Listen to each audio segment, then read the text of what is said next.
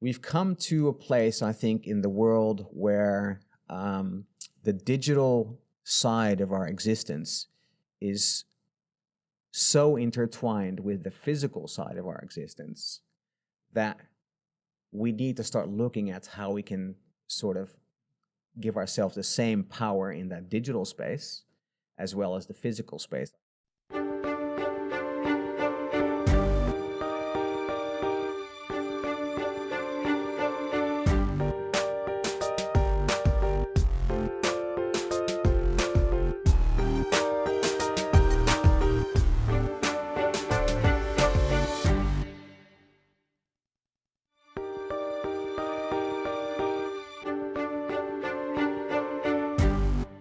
Fabian, so glad to have you here in the studio, and it's gonna stretch me a little bit. We're going outside the realms that I have a lot of knowledge in, and be talking about healthcare today. But before we get into that, just welcome, and would love to hear a little bit about your backstory of how you wound up here in El Salvador. Well, good to be here, Mike. I mean, obviously, I've been following you for a long time. So I've seen your story evolve as well, which is awesome. And to be sitting here with you now is cool. I mean, it's actually happening. So yeah. Look, I've been, I guess, to start off with, I mean, maybe an idea to get an understanding of how I think about things is, for years I had in like A4 letters on the wall in my bedroom the word freedom. And every single time I went in and out of the bedroom, I saw that word freedom. And this has gone on for years and years and years. So I've been sort of in this self-sovereignty, sort of freedom mindset for quite a long time. And when you say go into your room, maybe let people know where you're from originally. Okay, so I'm originally from the Netherlands, moved to Australia many years ago. And in Australia, lived on the Gold Coast. I'm a surfer. I mean, you obviously know the Gold Coast. Have you heard of the Gold Coast? Never been there, but yeah, definitely heard of it. Fair enough. Snapper Rocks. I mean, you probably heard of that one. You know, one of the famous surf breaks in the world. Yeah. So lived there and really, enjoyed living there. But obviously, you know, freedom and things like that sort of play on your mind, and you start, you know, looking into things, and you come across different podcasts, and you come across the RT, Max and Stacy RT show, and, you know, being in the silver space for a long time, and then you go, okay, well, I need to change because something's happening here. There's a new technology out, Bitcoin, blah, blah, blah, blah. I'm just curious, sorry, don't interrupt you, but living in Australia, for somebody who's never been there, my perception post or pre-COVID was always that Australia was like a pretty freedom-loving place. I think Americans in general have this, you know, vision of, you know, Crocodile Dundee, like these kind of hardcore outback type folks. And then COVID hit, and it was like, oh my gosh, these people are total statists, and they want a nanny state, and I can't believe they're all like buying into this, and just what we saw happening there, and since the craziness that we've seen. So I'm curious, as somebody who was living there, was it more free before, and this is more a recent thing, or has it always been a place where freedom wasn't really prioritized? No, when I went there, all the way in the beginning, it was exactly what you said. It was, you know, out there, free, doing the whole thing. And I actually remember being on the beach at one point and saying to someone, you know what, I've noticed that in the last, I think it was at the time, like 8 years, things are changing. Things are changing badly. Hey guys, just a brief interruption. We'll get back to the exciting show here, but I just want to really ask a favor that you guys could make sure that you're subscribed if you're watching this on YouTube. If you are listening to this on a podcast, please take a second and review this. You know, you don't even have to write a lengthy review or anything at all. Just click the number of stars that you want to give us. It really helps us in the algorithms to make sure people are finding out about what's happening here. All right, back to the show. So I felt this thing coming along for quite a while. And as a result of, you know, my mindset, you know, you start to notice things more and more and more and more.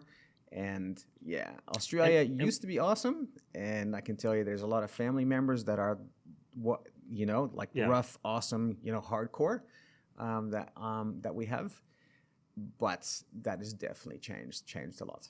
I mean, not to go down too deep of a rabbit hole, but I'm just curious if you have any theories on why this change happened. Was it like just a huge increase of immigration of people that had a different set of values, or was it just over time people become kind of more lazy and they want the state to take on more things, or what was it, do you think, that kind of brought that change? I think people in general are always looking for the easier way. I mean, as humanity, we're looking for better ways to do things, easier way to do things, and simpler ways to do things. So if you have, I guess, a government or more of a policy type of mentality that's, hey, let's make things easy and let's make things more, we can manage people more, we can control them a little bit more, because I mean, at the end of the day, as a politician or a policymaker, you want to get as much information, as much control, because that's easier to do as well, right? So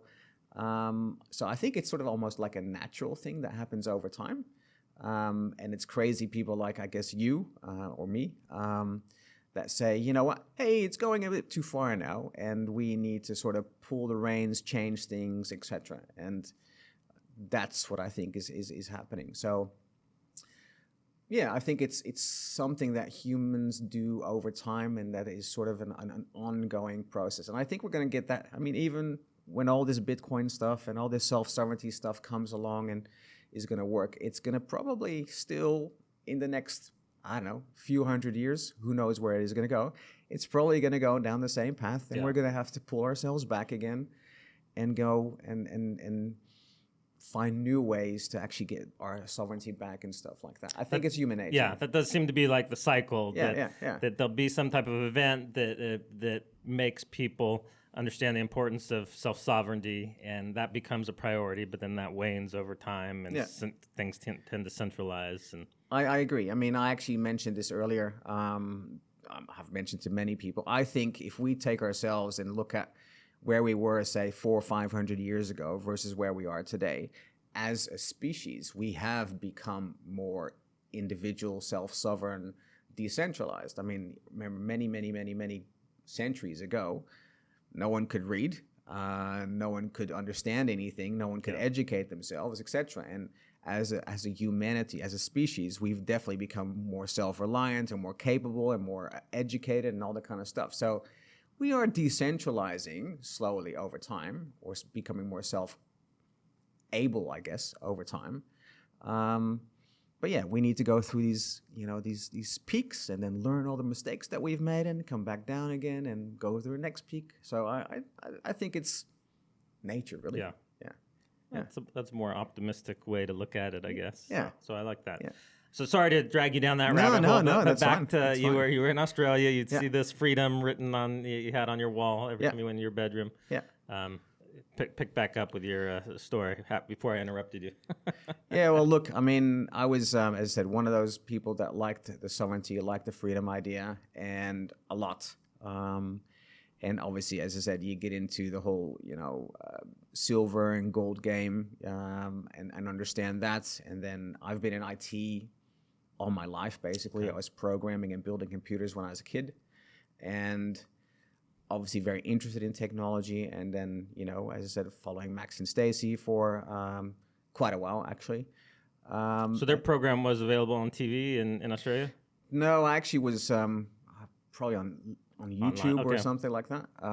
So yeah, I'd followed their stuff, and they started talking about Bitcoin, and I was following all these podcasts about Bitcoin and Bitcoin. There was this guy named Brother John F. Do you remember that guy? No. Never heard of them? No. Brother John F. was this YouTube channel. He was very much into silver, and he was talking about, the whole Bitcoin thing. And I remember walking around where I lived, we lived on a marina, and walking around past the boats on the docks, and he goes, okay, it's happening, it's crashing, it's going from I think it was $40, and it went all the way to $5 in something like that, in a space of 10 minutes. And I remember these sort of podcasts at the time, so it was quite funny. But yeah, I've been exposed to the Bitcoin thing for quite a while. So let me have a sip here. So yeah, And then, yeah, learning more about it. Bitcoin evolves. We see it grow, obviously following it every single day. And then you all of a sudden you start to get these conferences happening. And then all of a sudden Jack Mallers introduces Bukele and says, hey, we're going to make Bitcoin legal tender. I'm going, what? So were you at the conference in Miami? I wasn't, but I was actually watching it. Watching it. I think it was probably live. I'm going, okay, this is crazy. I was looking for a way out because we had the whole COVID thing. I was one of the crazy people that thought, okay, I'm locked up on this island. I can't get off an island. There's got sharks surrounding the whole island. I'm going, how am I going to do this? I mean, that was crazy. They literally would not let you leave. Which makes absolutely no sense. It was over a year, right? Yeah. Yeah. I mean, in my mind, I was locked up for a year or 2 years on an island. Yeah. An island surrounded by sharks, right? I mean, everyone knows about sharks in Australia. Yeah. And you're on Alcatraz there. Yep. So these thoughts of and it makes no sense. I mean, if you're going to leave, why would they care? Yeah. Like I remember Stefan Livera, he was trying to go to a conference and they just wouldn't let him leave.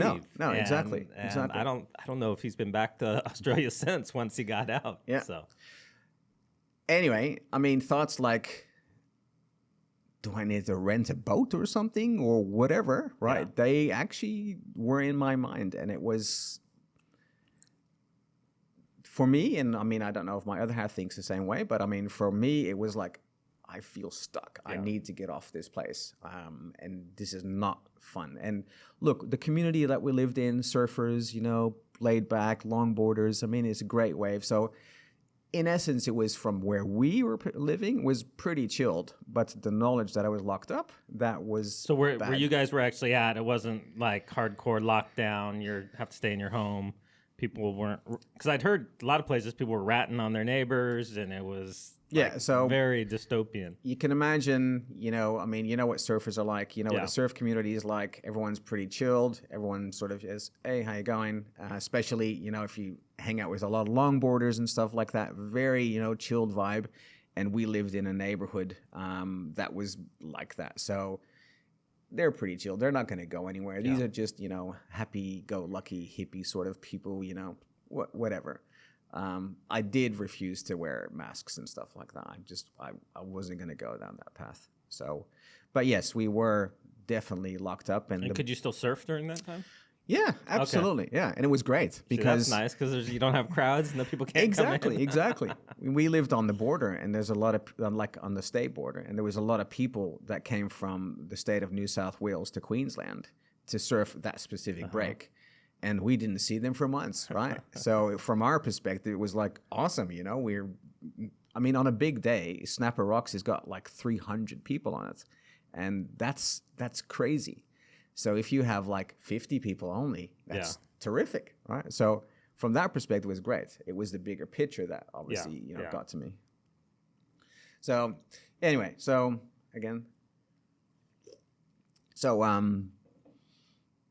but I saw the announcement from Bukele, and as I said, we sort of had this desire to say, let's go somewhere. We want to go somewhere. We want to do something. And being a Bitcoiner, understanding the idea that if you actually give away money to the people, to me, that actually means that you actually give away the power to control as well. Because, controlling money is the ultimate form of control, I guess. Because what they say is you vote with your feet, you vote with your money, where you spend your money, how you spend your money. So for someone to actually say, or a country or a leader in a country to say, I'm going to give that away to the people, that comes with a mindset attached to it as well. So that mindset then obviously for someone that has the word freedom hanging in their bedroom, right, in big A4 letters is quite appealing.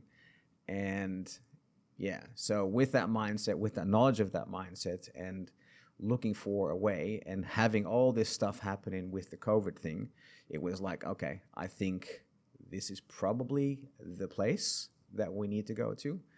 And we started the process. We, I guess, took a year to organize ourselves, to get ourselves in order. And yeah, decided to buy a one-way ticket and So pack our bags. you moved here without ever visiting. Yep. Okay. Yeah. You're one of those very crazy people. Yeah. Yeah. It's amazing how many folks that we talked to that was the mindset, that Yeah. it was like, Yeah. we're getting out, we're buying a one-way ticket. Even one couple from Canada, she had never even left the region in Canada they lived before, but she was like, Yep. okay, we're getting out. Yeah.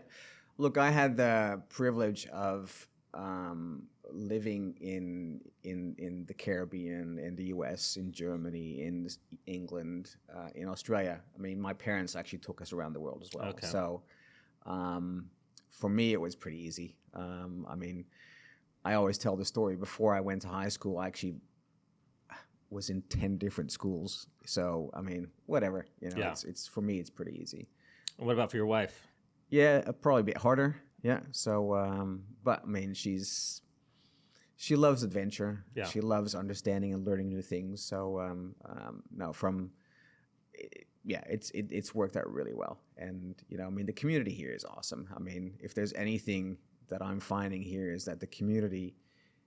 I mean, obviously, we think sort of the same as well, right? Over there, it was like, for me, it was like walking on eggshells. I can't say too much because I might offend someone. You're gonna be the radical. Yes, I am. I mean, I was. Yeah. And I mean, I remember walking on the street and saying, "So, what's today's conspiracy theory, Fabian?" I'm going, I'm just telling you facts. I'm not even, it's not conspiracies.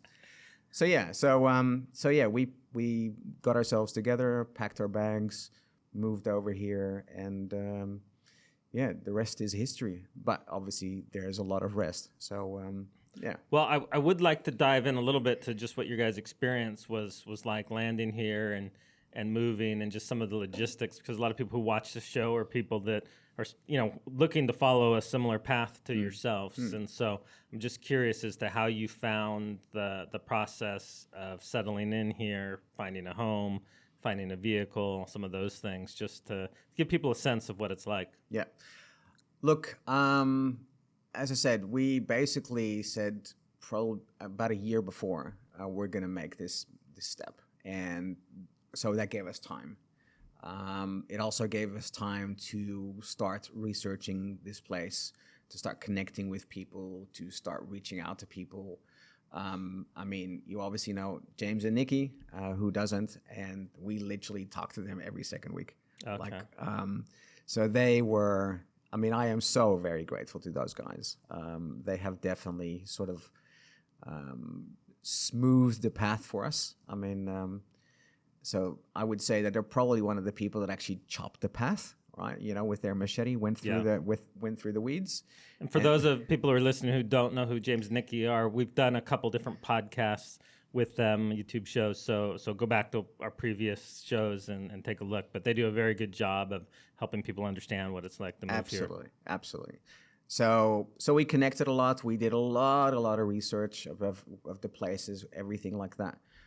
We were very, very lucky because we actually got a house sorted out 6 days before we came over, and we're still living there. Okay, so you didn't have to move into, you know, a lot of people move into, you know, an Airbnb originally and then start looking, but you were able to just do it in one move. Which is sort of interesting because, as you said, it's not an easy step, right? And to be able and to land in a spot that you go, wow, this is cool. It's working. We've got a nice place. We've got a nice surrounding. We've got nice people around us. We've got a lot of knowledge that we can obtain for others. I'm not shy in asking questions, so I'm more than happy to say, hey, what about this? And who knows? I mean, it might be a stupid question, but I don't care. So that was very, very useful. And at the same time, you can imagine how that sort of we experienced that as well, because for us it was like, wow, this is going really smooth.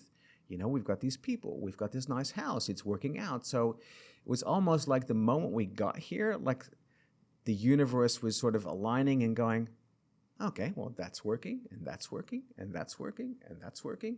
We realized, I thought I'm going to buy a car and I'll need to do all that stuff. And it was like, no, there's all these people that drive around and they're being chauffeurs and wanting to make money and stuff like that. I'm going, okay, cool. I don't have to worry about that either.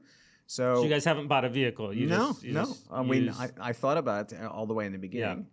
But no, we've got a guy that we always use to drive us around, and I'm going, okay, well, that's good, and he knows things better than I do. Not saying that I won't buy a car, but I mean, so everything was very flowy. Everything flowed really, really nicely. And then, as well as I do, that Salvadorans are like the nicest people on the planet. Right? Super helpful. Anything you need. Exactly. And people come to my house and come and visit us and have a barbecue. I only met you like 10 minutes ago. Yeah, well, in the beginning, it was like, are you for real? I mean, people don't really say that. They just say that. They don't really mean it. No, they actually mean it. But here they actually mean it. Exactly.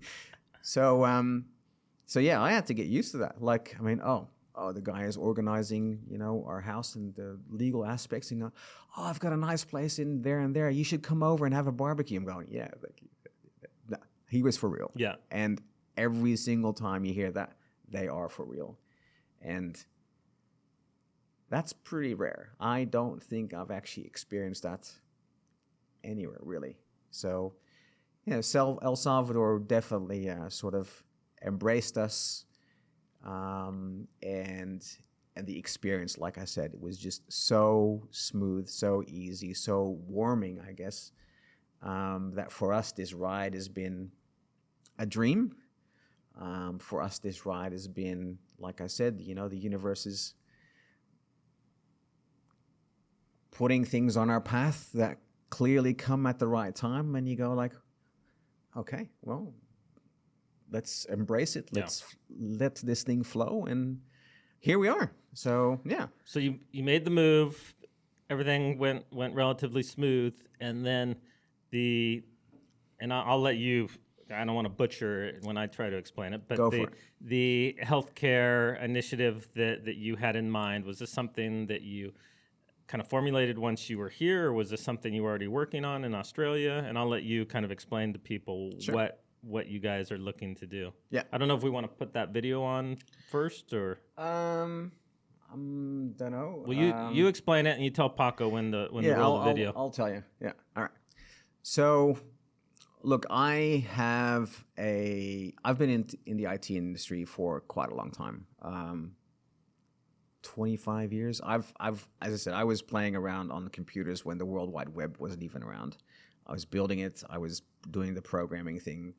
I remember making long distance phone calls to experience this thing called the World Wide Web, and my parents not knowing. So I'm me in my little room doing this thing, and my dad has like a nice story about it. Yeah, you told me what the World Wide Web actually means, and blah blah blah. So I've been doing that for a long time. Got into the IT industry when I moved to Australia, and have been doing that ever since. And I've been in sort of the enterprise space where, you work with big corporations and big software companies and stuff like that. And I saw the move from, where companies still had, computers sitting under their desk with their own servers, and then moving into the cloud, and the cloud getting, all the traction. And then I also saw the cloud taking over, and then, having things like no more control over it because the cloud owns it, or the cloud is where your information is, or whatever it is. So I've seen that whole and you got to move. pay a subscription for everything. Correct. And the funny thing is that subscription model I actually have in Australia. I've got a software company in Australia that is in the healthcare industry and is an enterprise software system where my clients have to pay my subscriptions. So I know this from the inside. I've seen how this thing works. I also know that Amazon owns the information. I don't even own the information. I can play with it and I can manipulate it, which is a bit weird if it's someone else's information. But officially, legally, you're not allowed to do this. And there's all these wonderful laws and these wonderful pieces of paper that tell you how things should be done. But that doesn't mean people don't do it. Yeah. So having been in the IT industry, having been in the understanding the cloud industry, not from a necessarily coding perspective, but from a, I guess, business perspective and how it works perspective, I knew that we as individuals actually have zero control over our own digital identities, certainly now with the whole cloud thing going on, and our digital information, because I'm witnessing it, I'm doing it every day. It's the company that I have over there. So knowing about the whole Bitcoin thing, know about the blockchain, know about all that stuff, I'm going, okay, well, I need to do something about this. So coming to El Salvador and understanding that, hey, this industry is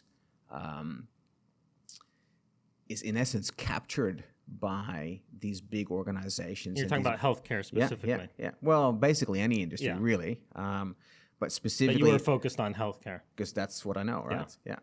So understanding this industry and understanding how our digital health identities and our digital information and stuff like that is actually not ours and not controlled or owned by ours. I always had this thing, I need to do something about this. I need to do something about this because it's not a good idea. It's not a way to actually create sovereignty and control over my thing. So before coming over here, I had this thing, I need to do something. And just before we came over, I think probably about 6 months, maybe close to a year before, this whole Nostr thing started to come out. I mean, everyone knew about, tokenized Ethereums and Cardanos and, as people call them, shitcoins and stuff like that, which is great. I mean, they all had this wonderful, key pair identity management aspect, but it was basically just the ability to just build applications with that thing on a blockchain with tokens. And then Nostr came out, and Nostr wasn't like that. Nostr was still using that sort of key pair where you've got your public and private keys, but you didn't have any tokens and you didn't have any blockchains, you didn't have anything like that. So that wasn't some shitcoin or some shit token out there. It was using the right technologies, right, to actually achieve the same sort of thing, but controlling your identity and controlling your keys, like you have with Bitcoin. With Bitcoin, you have your public and private scenario.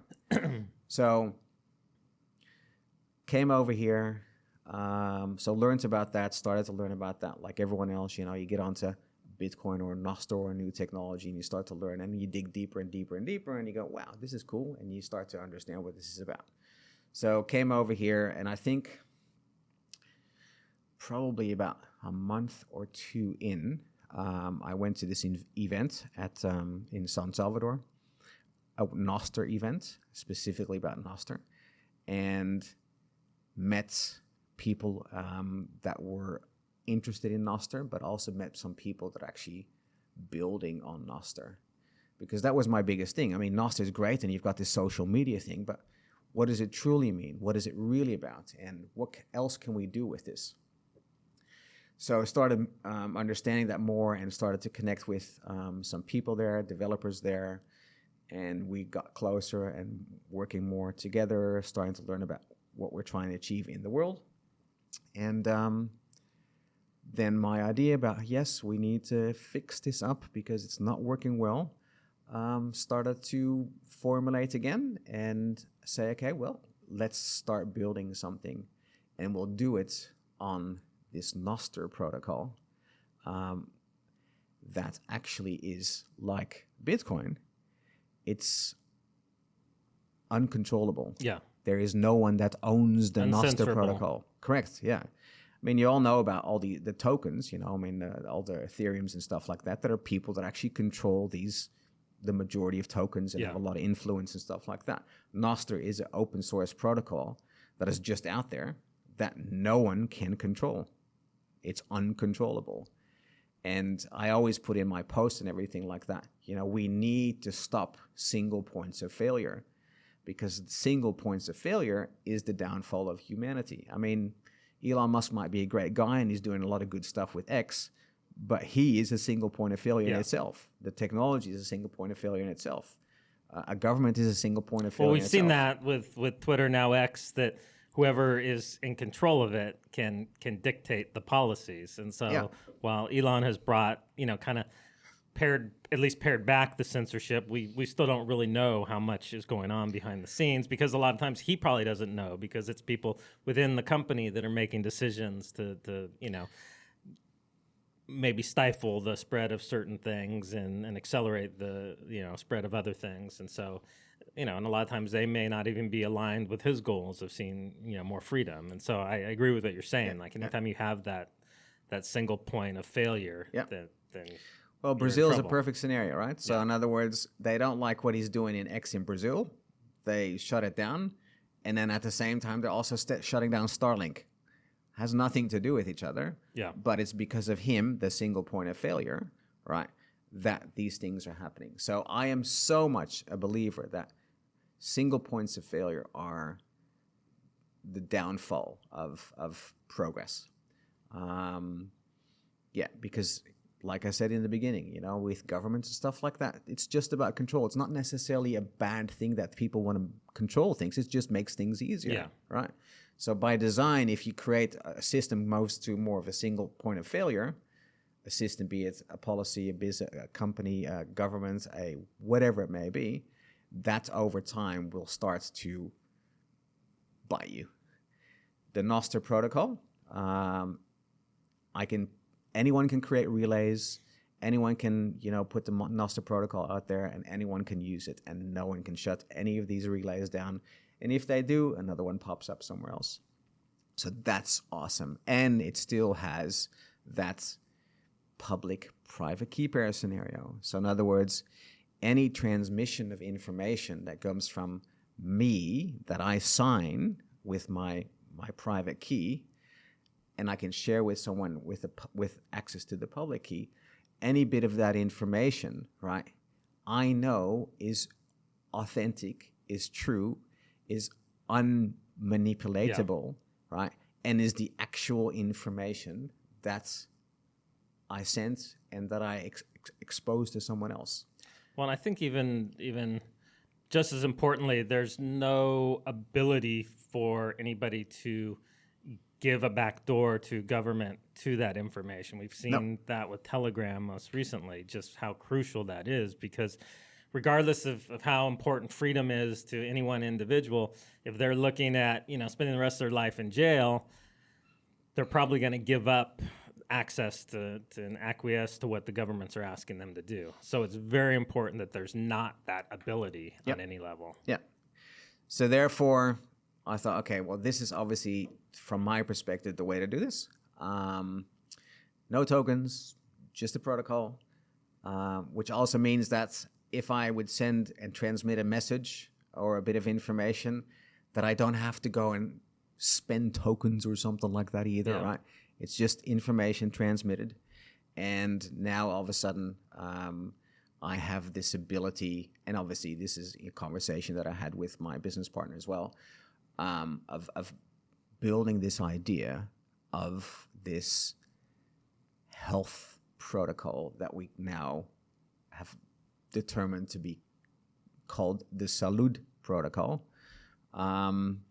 because we are in a Spanish country, so I might as well apply the word health to... And for people who know Spanish, salud just means health. Yes, so. Yeah, it is. But, so I was playing around with, what am I going to call this idea, this thought? So I knew the word health was salud in Spanish. We are in El Salvador, which I believe is a country that is ready for a protocol or an idea like this. And we might as well then say, okay, well, let's do it in Spanish. And the idea of the word salud also is an acronym to Sistema de Administración Único y de Libertad Único y Decentralizado. So SALUD. So I thought that worked well. So we are what we call building the Salud Protocol. And the Salud Protocol is about giving a patient their own health identity back and control over their own health information. So I've been thinking about how to share this with you. And what does that mean, right? So I often go this route. I say, what's your name? What is a common name? Mike. Mike is a common name. What is a common last name? Peterson. Okay, yes. Mike Peterson. Very common. Yes, Mike Peterson. Actually, I know of a Mike Peterson from Australia, as you know. Surfer. Right, exactly. Surfer Mike Peterson. There's also quite a few criminals out there, which I get pulled over and, So there you go. Going through immigration or customs in different places. So, well, there you go. Yeah. So yes, it is a very, very common name, right? So Mike Peterson, picture Mike Peterson going to the doctor and being at the doctor's office, and the doctor says, "So what's your name?" And the doctor says, and Mike Peterson says, "Mike Peterson." So the doctor goes onto his computer and pipes in Mike Peterson, says, "Okay, Mike, cool. So notes and stuff like that. Okay, interesting. Yeah, cool. Well, Mike, I think what we should do is we should put you on a drug course XYZ, and we should do this with you. Come back to me in maybe 4 weeks or something like that." And then 4 weeks later, Mike Peterson doesn't show up, or shows up really badly. And he's all sick and it's horrible and something went wrong here. And then it turns out it was the wrong Mike Peterson that was in the system, right? I think what that story shows, is that information, that health information, the patient's information, you don't control, you don't even own. You don't even know where it is. You don't have anything to do with it. And that in itself is scary, because it's actually you, right? Just like you're the owner of your own information, your own health information. And secondly is you don't even have the ability to control it as well. So in other words, you don't even own the health identity that is associated with you, specifically you.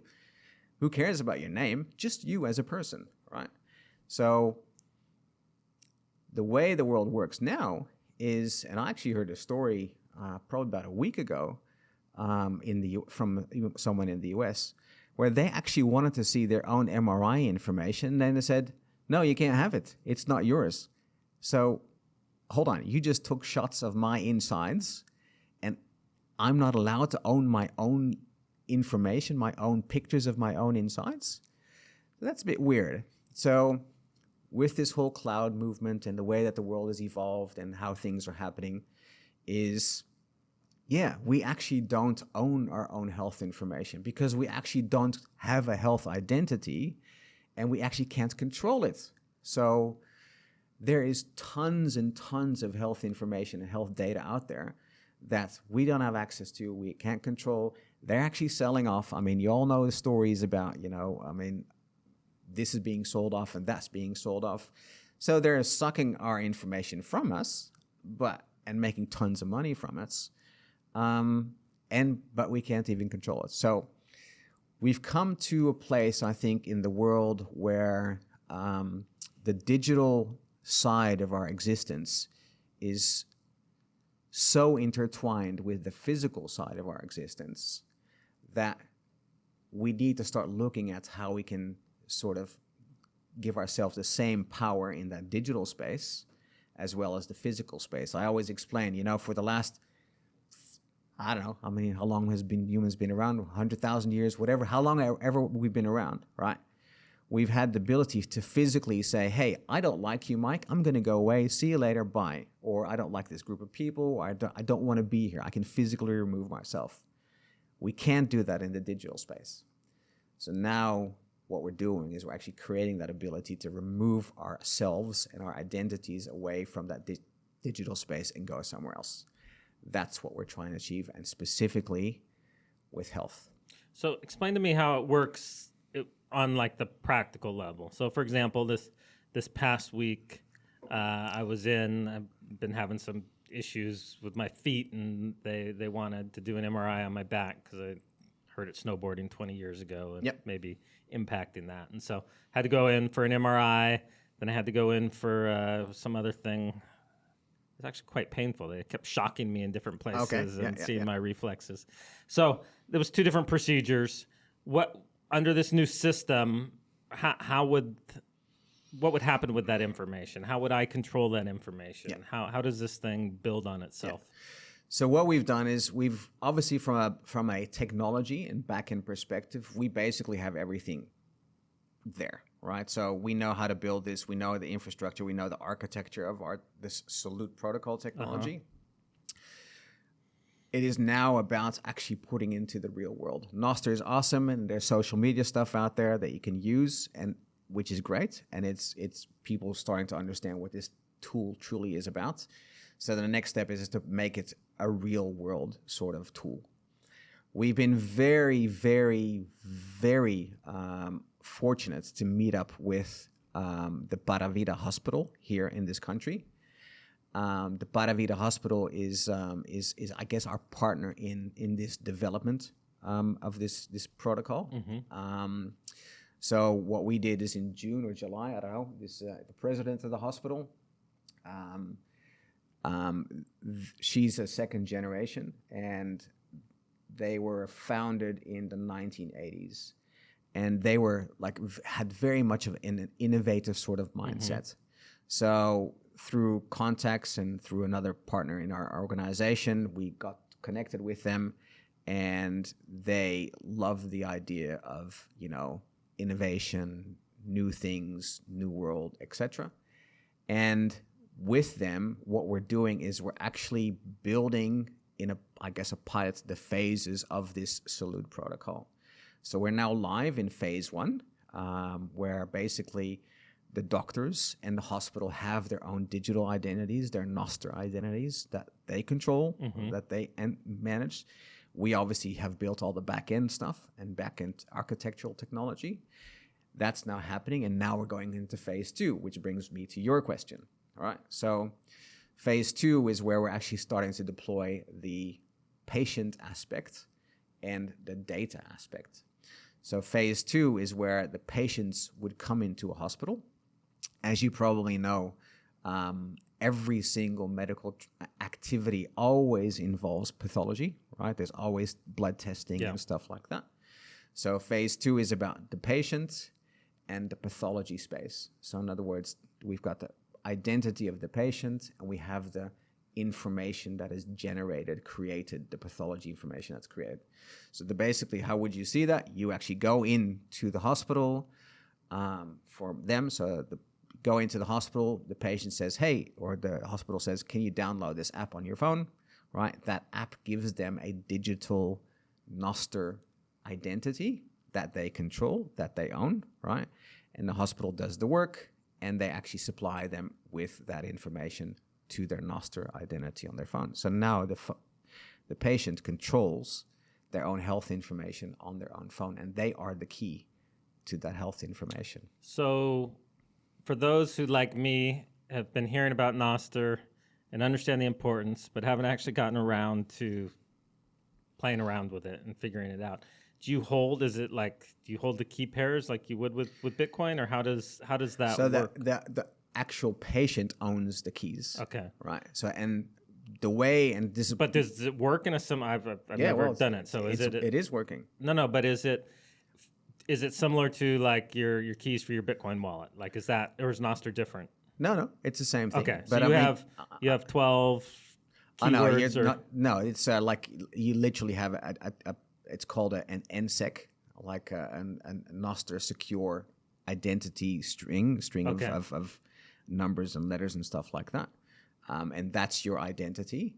So I can have multiple identities for multiple services for multiple things, right? But I can also have a health identity, or I can put multiple services on that one identity as well.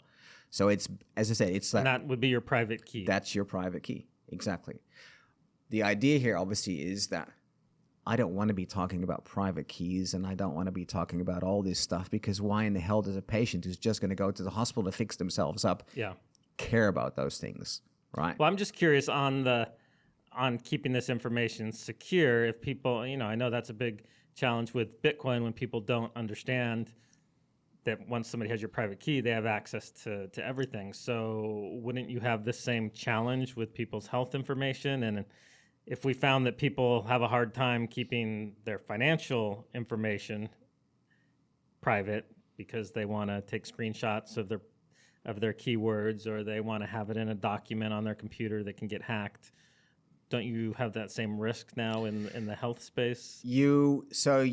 I guess you could say yes. And that's one of the key reasons that we've actually teamed up with this hospital to build this out in the real world, because that's where we're going to come across what is the best way that a patient can interact with this technology?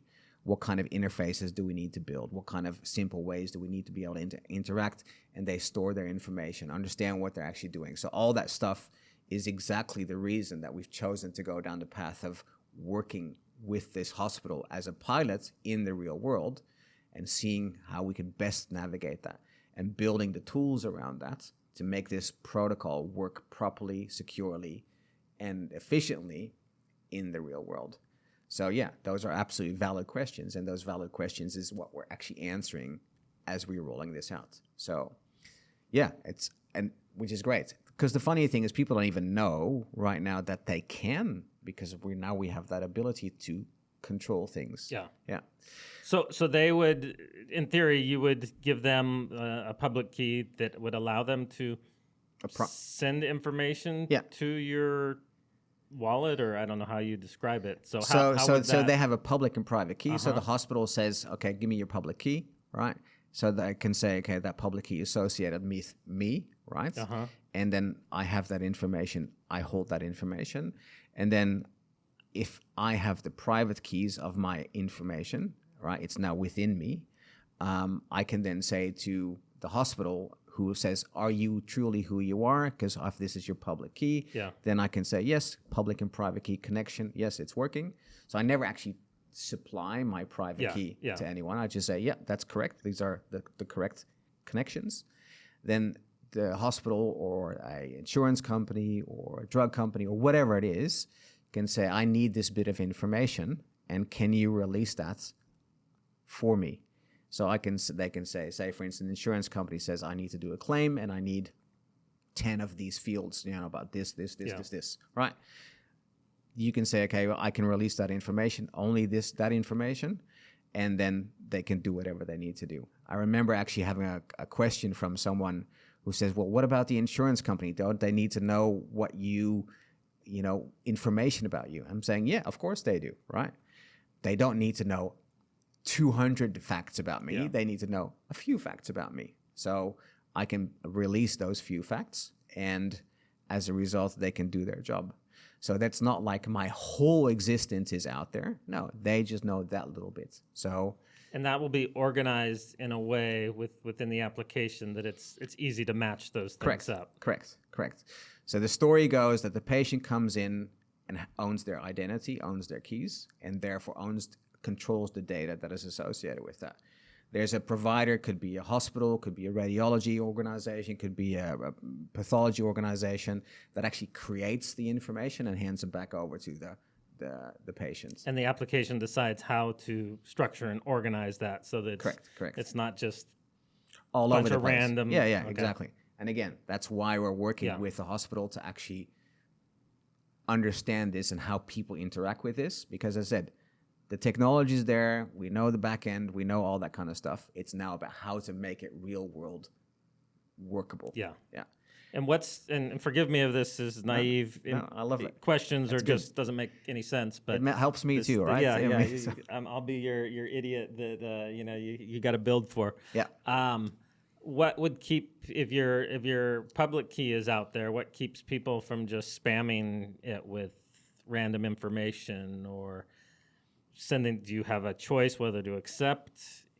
Yes. So in other words, how does that work? Yeah. So it's an interesting question that you actually raised, because it's definitely in this Nostr realm something that is starting to happen where people are just going, we're just going to throw stuff at you. Yeah. But the beauty is that, remember, Nostr works with relays, which are nodes, right? And the people that actually own and control those relays, right, can, to a degree, actually say, okay, well, I don't or do want this information to be shared. So, or I guess not shared. I want to block spammers, right? So in other words, you can sort of say, okay, I have a massive network of relays that are all about health, and they can say, we wanted this type of information, but we don't want that type of information. So there is a lot of that. So how do you find that balance in between keeping the spam out, but also keeping people from censoring? Yeah. Which is an interesting, as I said, concept obviously right now. And that's what we're learning as Nostr evolves itself, how that can be done as well. So there is all this stuff that happens in the Nostr space. I mean, remember, Nostr hasn't been around for very long. Yeah. So these are all things that we're learning, just like we were learning with Bitcoin, how we're going to address this, how we're going to address this. All these things are also happening with Nostr. How are we going to address these problems as the technology evolve? But you can understand is that at the end of the day, it comes back to no single point of failure, a open technology, a protocol on its own, and then obviously we need to build the tools around that to actually make it happen and to make it more efficient and et cetera. So that's where that all comes from. So does that answer your question? Yeah. To some extent. So I'd be curious to go 5 years down the road and how you expect this to work. And then I'm also curious to, well, let's go there first, and then I have a follow-up question for you. So like I mentioned, so you've got the patient that owns the identity. Yeah. You have the provider that actually creates the information. That's the identity then actually controls. And then there's another, I guess, really interesting part, which is the incentive part, right?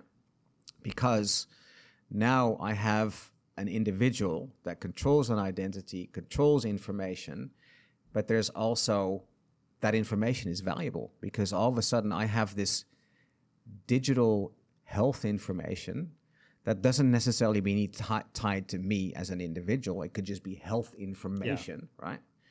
And that health information is verifiably certified, I guess, if you want to call it anything, by the actual owner of the information.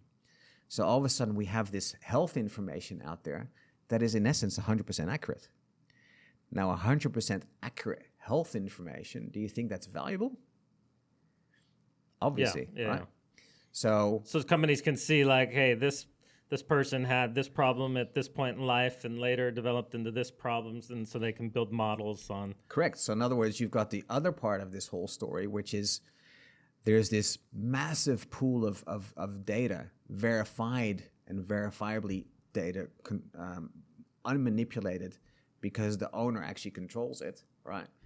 That is beautiful to do analysis and research, and who knows what kind of awesome artificial intelligence information comes out of all that stuff, and how valuable is that going to be to the world, to drug companies, to insurance companies, to governments, to whatever it is, right? So I have this pure health information. I don't know who it belongs to, doesn't matter, right? And now all of a sudden you can say, hey, well, Mr. Pfizer, I mean, I know they don't have the best sort of reputation at present, which is an interesting combination here.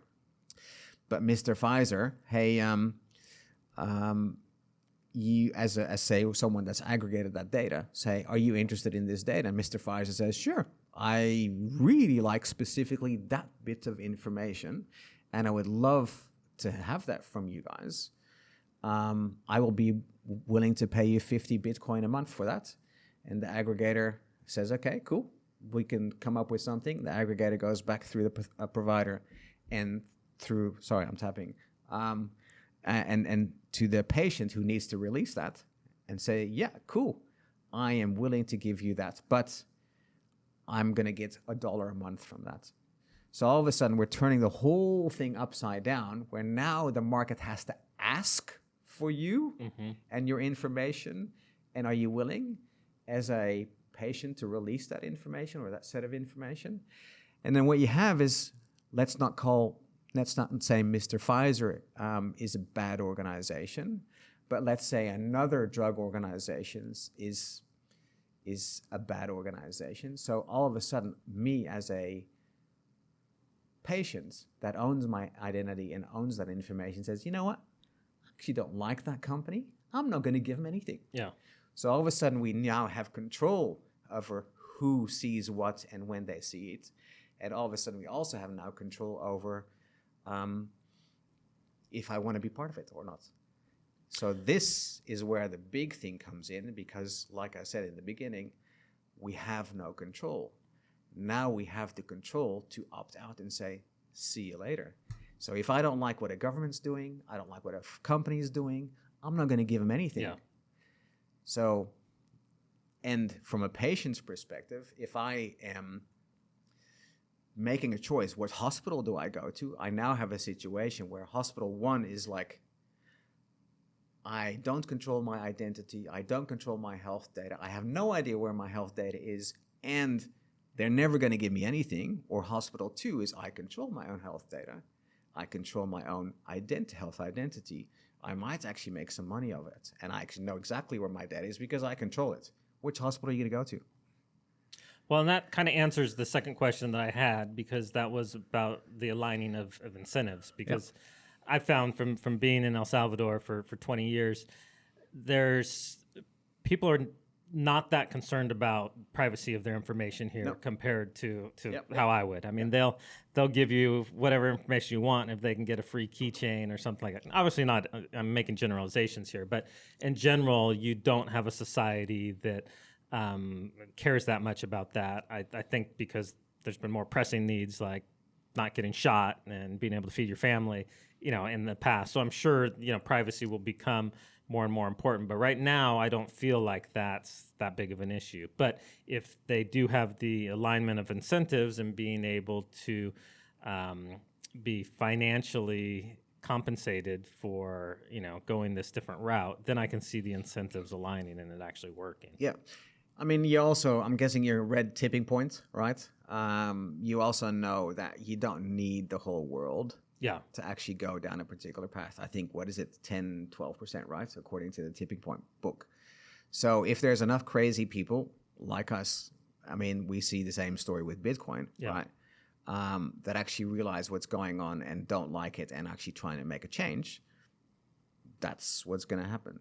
So what we see is,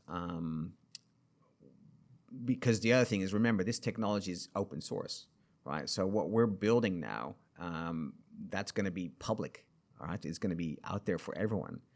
So the way that we see it is we're going to have, existing software providers that have the front client-facing or doctor-facing technology. They can plug into this Salud Protocol that we're building and take advantage of it themselves. The other thing that I think might be of interest is from more of a medical, I guess, business perspective. We're actually building into the protocol a thing called the HL7 FHIR standard, FHIR. And that is, funny enough, started in Australia.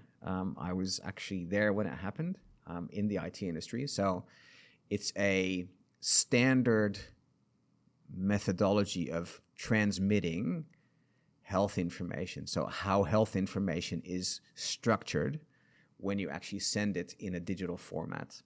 So we're incorporating that in the Salud Protocol so that when people use that Salud Protocol that we're developing, that by design it is already in this global standard that's now being adopted. So it's formatted in a way that's easy to Correct. Use. Which means that if I have a hospital in Vietnam and I can connect to some relays over here, or I just have my information in my on my phone, right? Any entity or software tool that actually uses that standard can then automatically connect. So the idea is that as this protocol, as we develop it and then put it out to the world, that's all organizations can, one, build on it, and two, connect to it with their existing technologies and make it easier to connect with existing technologies, and hoping to have that network effect do their thing. So I can also see how it would be just helpful to have, even thinking of myself in this last couple of years, I've been, I hadn't been to the doctor in like 15, 20 years, and I was having problems, couldn't sleep, getting old, having these issues. And so they're running different tests and doing different things. And, a lot of times it's one doctor orders something for you. And here in El Salvador, it's different than the US. They do give you your films right after you do it. But a lot of times just for me, keeping track of that all, and did I already get that blood test done? So to be able to have it all in one place and to see, okay, and control how's my vitamin D level I've done 3 different blood tests and this is how it's tracking versus now I'm like, I know I got the paperwork somewhere, but who knows where. And so exactly. So again, it's because we don't control it. And like I told you the story, that they don't even want to give it to us in some cases. Yeah. Which in the US it's like that. Here it's, but in general, they give it to you, but But because here it's not digitized the way it is. So the beauty here, because we're actually obviously deploying it here first, right, is that we're digitizing the health industry here in El Salvador, right? We're lifting them beyond where most of the world already is. We're standardizing them with the, as I said, HL7 Fire, data structures, right? So we're basically lifting them in how I see it, and that's, I think, the opportunity here in El Salvador. El Salvador is basically being lifted beyond the Western world in finance and technology, right? And they're going to have to catch up with us. I mean, us being El Salvador, into the future, because we're just ahead. I mean, I think I told you earlier, I believe this country's a generation ahead because of this whole mindset that's being created. So how awesome is that, right? No, there's so many things I love about being in El Salvador, but I do love that sense that it is like the new Wild West, where things are being developed and people aren't constrained by, the old ways of doing things, that they really are taking a fresh look at it. So I'm curious as to what you see as a realistic timeline for this actually being rolled out and function. Obviously it's going to go in steps, but how long do you think before somebody would be able to really use this for all their health? Before you go into that, I actually see this country as the epicenter of the new financial and technological paradigm that's happening in the world. I believe that's what El Salvador is about. It's all coming from here. Our technology is, as I said, we're doing it in phases. So we've completed phase 1. We're heading into phase 2 now. Phase 3 is where the big data aspect comes into play. I'm hoping, and I mean, obviously I deal with others and hospitals and all that kind of stuff. I'm hoping that by the second part of next year, we will have the stuff done, and we'll have basically the white paper going out to the world. The beauty is, as I said, we've partnered up with Paravida. By the way, Paravida is also probably the first. I would say that this is probably the first in the world. This is like a world first. And they're the first hospital in the world that is actually going down this path. So from a Bitcoiner's perspective, right, a hospital that is accepting Bitcoin and working on getting your sovereign health identity in order, that is just nuts. I mean, talk about, as I said, the epicenter of technological and financial, this is the place, and they are the hospital that is actually making that happen. So is doing some groundbreaking stuff here. This hospital is basically being lifted into this whole new way of digitizing their own infrastructure. They're integrating Nostr and sovereign digital health identity to the hospital. I told Fabian, oh my God, we need to move forward with this soon, because we have no backup of the information, because it belongs to them. This is the interface that Illuminodes and Fabian have been building. This is it. This is it. And here it is that the receptionist in front can see it. So we have all the appointments that are already made by real doctors and real appointments. No double bookings, no double spendings. This was last Sunday. Okay. And it was great because there was a new doctor there. She just said, you need to do this, this, and this.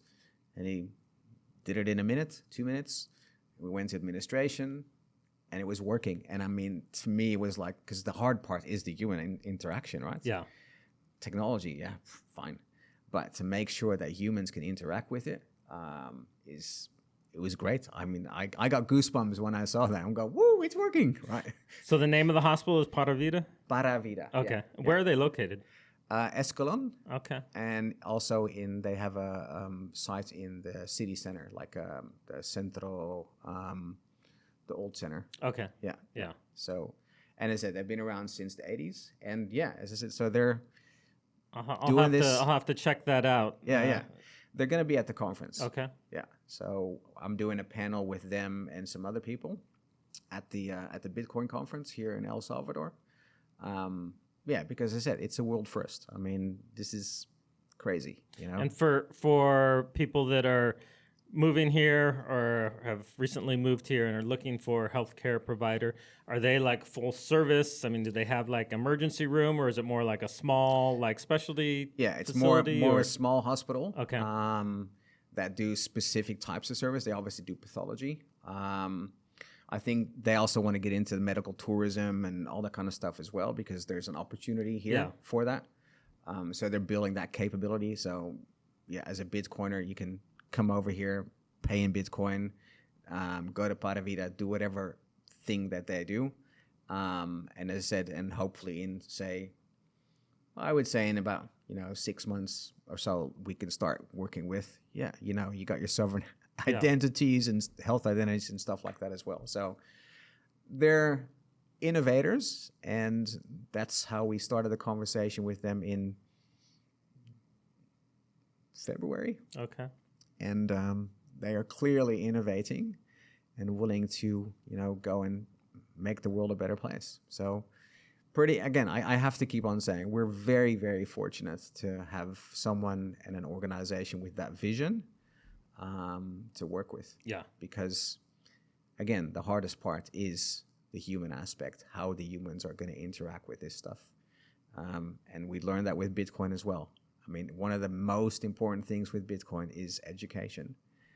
And education, but it's also very important is the user interface. Correct. We found that Yep. because, you can have developers develop things the way they think it should work, but you have somebody that, maybe has a 4th grade education that's trying to use this, or somebody Correct. that's very old and has, difficulty seeing very well, and they kind of navigate. So you have to, it's very important to make it so it's actually usable by the actual users. Yeah, exactly. And that's why we're so grateful to have them on board and work with them.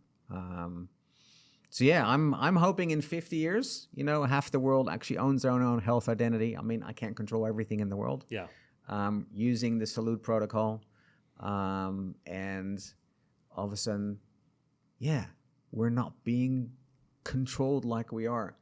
And I think one of the things that I think is also interesting is 2008 financial crisis happened, and Bitcoin came along. And it's even, in the first block, the article from the newspaper. 2019, 2020, this other crazy thing came along. This COVID thing came along. And all of a sudden, all this stuff about our identities and our own health information and all that kind of stuff gave us this thing, okay, we are ready. This would not have been able to be working before that. Society or the world or however it is has made us ready to say, okay, I think we need to take back control of our identities. I think we need to take back control of our own information. So I think the world is ready for this now, but would not have been ready for it 5 years ago. So I think it's the same sort of thing, financial, technological. And lo and behold, I came to the country that is probably most open to this whole idea. So how cool is that? So your hope is to roll it out with Paravida, and then how long would you think before you guys would look for additional, hospitals and people in the space? Obviously, I'm assuming you want this to spread beyond one. Absolutely. So, so with Paravida, we're building out the tools, making them worthwhile for people to interact with. Yeah. That's obviously going to be open, and people can continue to build onto these tools, right? And then it'll be others that are going to say, oh, let's build tools ourselves on top of this. Let's take what you've got and apply it in other places. Again, it's open, so we want people to use this protocol. As to others wanting to do the same, like hospitals wanting to do the same, funny enough is I'm already getting questions from people saying, hey, I've got this health situation or this health thing that I want to create or build. Can you guys maybe guide us or help us out? There's enough people clearly in the world that are being so, disenfranchised by what's happened over the last years, that they are looking for solutions. And obviously, us building this, people are going to say, hey, this is interesting. So I think, based on what I'm experiencing now after literally 2 months of releasing your story, we're already getting people saying, hey, this is interesting. Can we know more? Can you implement something with me, etc.? So, and of course, at the end of the day, as I said, Hospital 1, I get nothing. And Hospital 2, I get control and stuff like that. So what does that mean for Paravida? Paravida is going to be recognized as the hospital where I can go, potentially make some money, control my own identity, control my own health information. So I'm actually creating we're creating a market, a free market that is actually about the individual again, right? So we're hopefully creating competition. So hospitals are going to go, we need to use this because otherwise Paravida is going to take them all. Well, and they're getting exposure. Obviously, we're talking about them here on this podcast. People that, are looking to move here and are already here are now going to look for them specifically. I think in the same way that adopting Bitcoin, put El Salvador on the map, adopting these other protocols that allow people to take charge of their own sovereignty can put healthcare providers on the map. And so there's that component of it. Also. Exactly. And as I said, you need, according to Tipping Point, about 10% of the crazy world recognizing this, and that's when things start to take off. So, as I said, we're actually putting power back. I mean, even if the aggregator parts that I talked about before, the data aggregator parts, that aggregator might have a great relationship with Pfizer, but someone else might also have a great relationship with Pfizer as well. And they might have even a better relationship with Pfizer and come up with better deals and stuff like that for the actual patient at the end. Right? So in other words, we're creating competition amongst these big players as well. Right now, they can do whatever they want. They have the freedom to do whatever they want. I don't know if you know, but the industry, I think the value of health information, health data is like $2 trillion in the world. It's a freaking lot of money, right? So you don't touch that. You don't see any of that, but they do, right? And now what we're doing is we're creating competition even in the data space, the health data space, because now I have pure verified data by the individual, right? And these people have to bid for it now. They're actually, you control them, the patients control them. So I'm hoping that that's going to create competition, going to create more fairness, more honesty. And because like I said to you as well, if I don't like that drug company, and enough people know about that, they're not going to give them that information. So that's the story. No, I love it. I'm always, with these new things, I'm always a skeptic to, it's one thing to have something in theory. It's another thing to actually make it work. And you're dealing with people, which always makes it difficult and complicated. So I'll be fascinated to kind of follow your guys' progress as you run into these problems and then figure out a way to deal with them and see how this thing plays out. So we'll have to have you back on in, another 6 months or 12 months or whatever rhythm you think is good. But I would love to kind of follow your guys' story in this because I do think that if you can make it work, it's going to be huge and very transformative. Yeah, I sincerely hope so. And again, at the end of the day, it comes down to those, 1, 2, 3, 4, 5, 6, 7 letters on the wall of my bedroom. It's all about my freedom. Yeah. Well, where can people follow you? Where can they follow the company? Whatever information you want people to have out there. Okay. Please. So the company is called Illuminodes. I think you've got a logo of the Illuminodes. Yeah. So you can follow us on X or Twitter at Illuminodes. And then, of course, the QR code here is a Nostr-based QR code. Okay. So you need to have a Nostr application on your device for this to work. So follow us there. We obviously constantly give updates as to what we're doing, where we're going. It's an exciting journey, and so far it's all working. And as I said, there's a lot of interest coming from people that are literally, saying, "Oh, I want to build this guys, can you help us out, Yeah. or come? And so yeah. So people that are in the healthcare space and that space, they can reach out to you directly Yeah. through Yeah. that. Yeah. I don't know if you guys are looking for investors, but I'm assuming Sure. you're willing to have Absolutely. a conversation with anybody. They Yeah. can Yeah. reach out to you also. Yeah, definitely. I mean, we actually are running the Nostr devs in El Salvador as well. So because we're building here, we want to build capacity and skills here. So we have once a month we do the Nostr devs, generally the last Wednesday of the month. And the idea is to get people that are interested in what we're doing and are more technically minded, for them to join us and come to the Nostr devs. Is that in San Salvador? Yeah, yeah, at the Bitcoin Embassy. Okay. Yeah. Awesome. So, yeah, because obviously we're building here. We believe that this is where the start is. We believe that this country is ready for it. We believe that the mindset of this country is ready for this.